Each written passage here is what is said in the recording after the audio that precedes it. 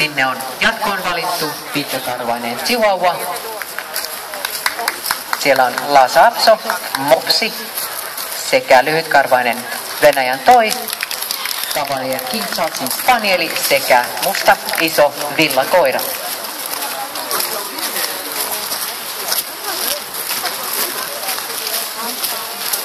Samalla kun ryhmän numero 9 arvostelu tässä jatkuu, niin ryhmävoittajia pyydetään siirtymään esiarvostelukehään numero 3.